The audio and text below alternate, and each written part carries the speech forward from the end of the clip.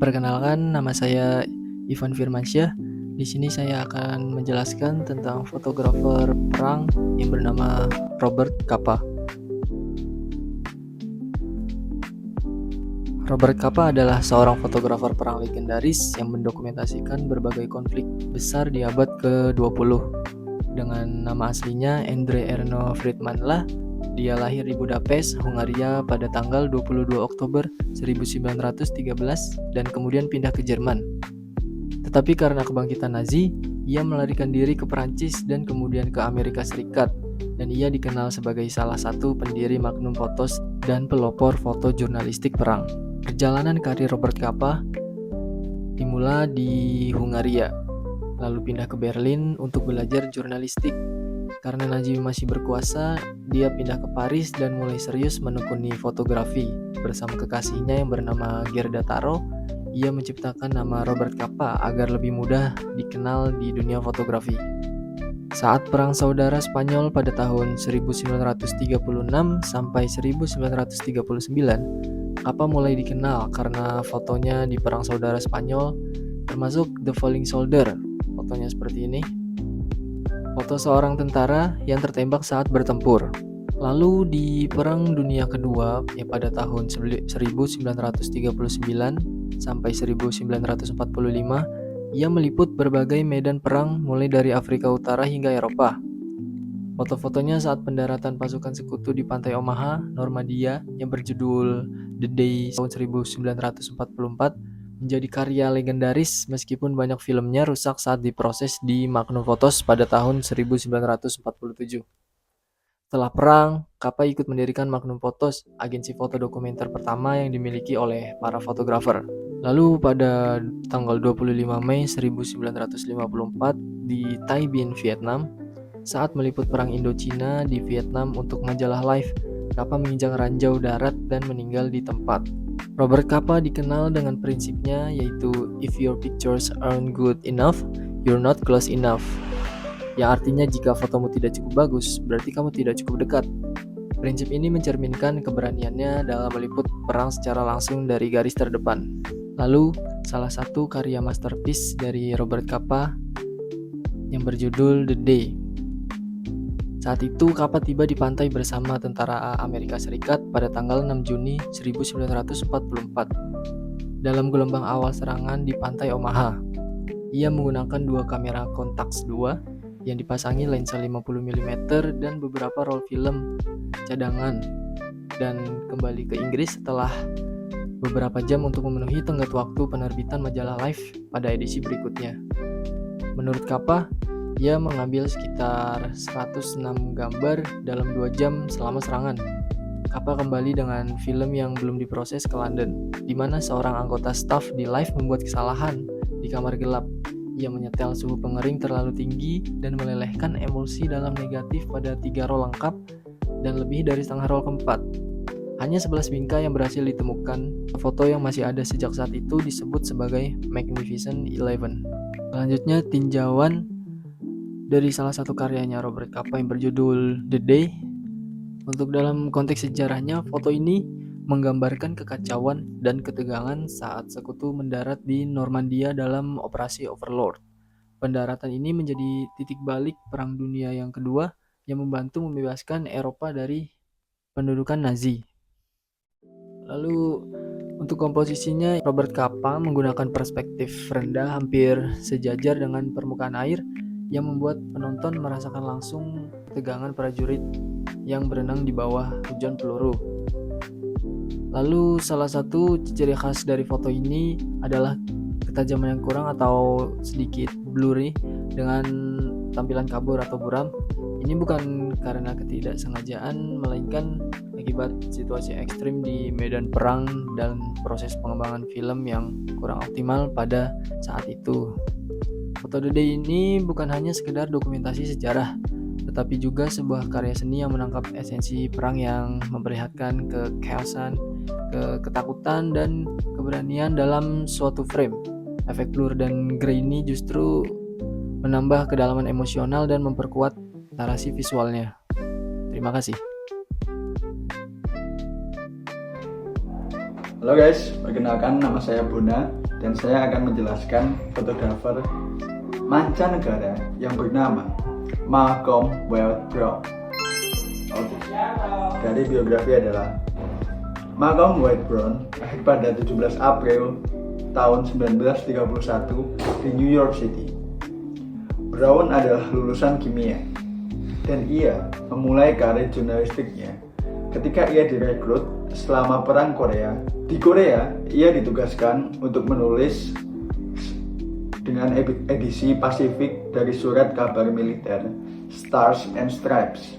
Pada tahun 1959, ia bergabung dengan Associated Press dan bekerja di Baltimore hingga 1961. Ketika ia diangkat menjadi kepala koresponden untuk AP di Indochina dan pindah ke Saigon di Vietnam Selatan. Ia adalah salah satu jurnalis Amerika pertama yang meliput perang di Vietnam. Pelaporannya yang mendalam membuat dia mendapatkan penghargaan Pulitzer pada tahun 1964 yang ia bagikan dengan korespondennya di New York Times, David Halberstam. Pada tahun 1965, televisi ABC menawarinya posisi sebagai kepala koresponden untuk Indochina. Tidak puas dengan pelaporannya di TV, Brownie meninggalkan ABC setelah hanya 1 tahun untuk menghabiskan 1 tahun di New York sebagai Edward R. Murrow Fellow dari Council of Foreign Relations. Pada tahun 1968, ia diangkat menjadi koresponden untuk The New York Times untuk Amerika Selatan. Penugasan berikutnya adalah di Asia Selatan pada tahun 1971, Eropa Timur pada tahun 1973, dan wilayah lainnya. Ketika ia kembali ke New York pada tahun 1977, ia berdalih ke penulisan sains. Setelah menjabat sebagai editor senior untuk majalah Discover, ia kembali ke New York Times pada tahun 1985 dan meliput Perang Teluk Persia pada tahun 1991. Malcolm Brown meninggal pada tanggal 28 Agustus 2012 karena komplikasi yang berhubungan dengan penyakit Parkinson yang telah didiagnosis dari tahun 2000. Lalu, untuk karya penting atau karya masterpiece yang dimiliki oleh Malcolm Weld Brown adalah biksu yang berjudul Biksu yang Terbakar. Pada foto tersebut, biksu yang bernama Thich Quang Duc, dia melakukan pengorbanan diri atau dia membakar dirinya sendiri sebagai bentuk perlawanan karena dia tidak menyukai apa yang dilakukan oleh pemerintah Vietnam pada tahun tersebut atau tahun 1963. Dikarenakan pada saat tahun 1963 banyak umat Buddha yang dianiaya oleh pemerintah Vietnam pada saat itu. Yang tinjauan yang saya lakukan pada karya biksu yang terbakar tersebut adalah terdapat biksu yang terbakar oleh api yang sangat besar, dan pada bagian kiri terlihat dirigen yang disinyalir adalah bensin untuk bahan bakar dia mengorbankan diri tersebut.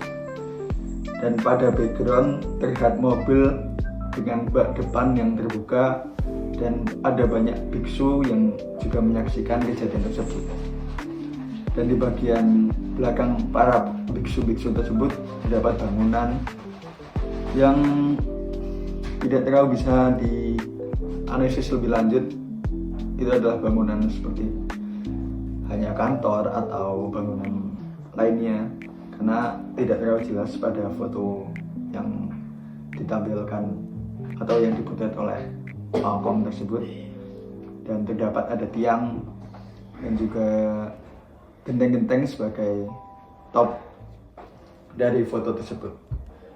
Dan foto ini sepertinya diambil dari A view atau tanpa melakukan angle-angle yang lain. Dan objek utama tersebut adalah si biksu tersebut atau Ting Quang Dak yang berada di tengah dengan kobaran api yang sangat besar di sampingnya, dengan api yang berkobar ke arah kanan. Jadi ada angin yang berhembus dari arah kiri. Dan nilai penting dari foto ini adalah bagaimana Ting Quang Dak mengorbankan diri sebagai bentuk perlawanan dari kasus penganiayaan yang dilakukan oleh pemerintah Vietnam pada tahun 1963. Dan yang menjadi nilai yang lebih penting lagi adalah para biksu setelah melihat pengorbanan yang dilakukan oleh Ting Quang Dak, mereka juga melakukan pengorbanan diri. Tetapi dari artikel yang saya baca, saya tidak tahu para biksu lainnya juga membakar diri atau melakukan pengorbanan diri dalam bentuk lain. Mungkin begitu saja yang bisa saya sampaikan dari Malcolm Brown, fotografer Malcolm Brown, dengan karya yang sungguh fantastis atau sungguh hebat yang dia potret, yaitu biksu yang terbakar. Terima kasih. Assalamualaikum warahmatullahi wabarakatuh. Saya Aura Arlinda. Di sini saya akan melanjutkan pembahasan mengenai fotografer ketiga dari dalam negeri, yaitu Meta Meriana.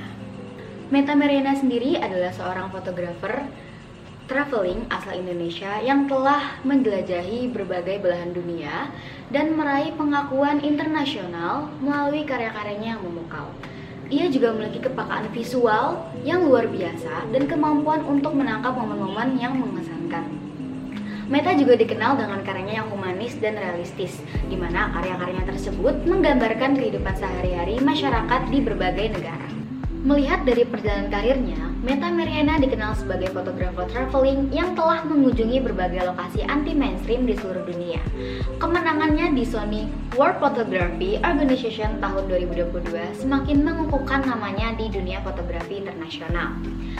Sebelum meraih juara pertama dalam kontes foto dunia Sony World Photography, Meta juga telah mengukir beberapa prestasi yang diakui oleh para kritikus dan pengamat seni fotografi di berbagai belahan dunia. Kemenangannya di kontes foto dunia Sony World Photography juga merupakan pencapaian yang membanggakan bagi dirinya sendiri dan juga Indonesia. Ia juga berhasil memperkenalkan pesona Indonesia melalui fotografi dan karya-karyanya. Selanjutnya, karya penting atau masterpiece dari Meta Meriana yaitu karya fotonya yang berjudul Rejang Dancer, di mana karya foto tersebut membawa Meta dalam keberhasilannya memenangkan kompetisi foto yang digelar oleh Sony World Photography Organization di tahun 2022 dan meraih juara pertama menyisikan ribuan foto yang lain. Adapun kompetisi Sony World Photography Awards merupakan salah satu kompetisi foto tahunan terbesar di dunia. Ajang ini biasa diikuti lebih dari 340.000 karya foto dari 61 negara. Tahun 2020 sendiri dilaporkan terdapat 170.000 karya yang masuk dalam kategori terbuka, dari mana pemenang nasional dan regional dipilih termasuk Meta. Meta menyebutkan bahwa ada 3 foto yang awalnya dikirimkan kepada panitia, namun foto Rejang Dancer lah yang terpilih menjadi pemenang. Karya fotonya yang berjudul Rejang Dancer ini mengangkat tentang sebuah tarian sakral rejang dari Bali. Tarian Bali adalah bagian dari tradisi dan upacara keagamaan bagi masyarakat setempat. Salah satu tarian yang paling indah adalah tarian rejang, di mana tarian tersebut merupakan tarian sakral yang secara tradisional dilakukan oleh perempuan muda di Bali dan biasanya dipentaskan pada saat upacara keagamaan di halaman pura. Tarian rejang ini juga merupakan bentuk persembahan paling suci kepada para dewa dan roh yang berkunjung. Gerakan tarian rejang sendiri juga sangat lembut dan anggun, mencerminkan kesucian dan ketenangan. Mari kita tinjau karya penting atau masterpiece milik Meta Meriana yang berjudul Rejang Dancer. Karya fotonya ini menangkap momen seorang penari rejang, sebuah tarian sakral dari Bali dalam balutan busana tradisional yang kaya akan detail. Subjek utama foto tersebut adalah seorang perempuan muda dengan ekspresi wajah yang tenang dan tertunduk, menciptakan suasana penuh kelembutan dan sakralitas.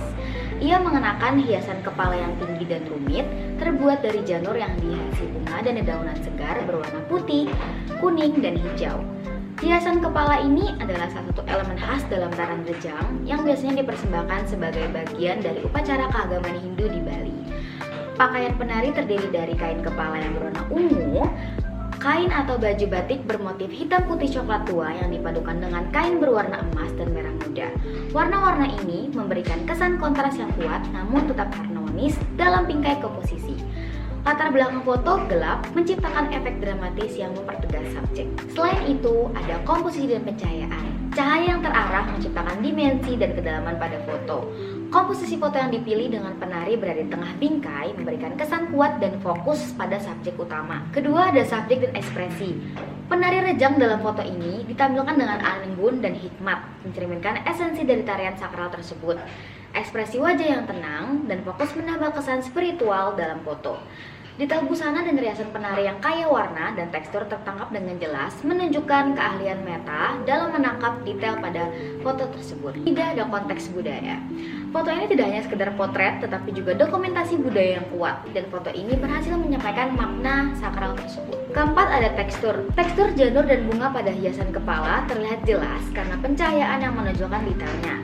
Struktur anyaman janur memiliki tampilan kasar dan geometris, sementara bunga-bunga di atasnya tampak lebih lembut dan organik. Tekstur kain juga terlihat dengan jelas, terutama motif batik hitam putih coklat tua yang kontras dengan kain berwarna emas dan merah muda.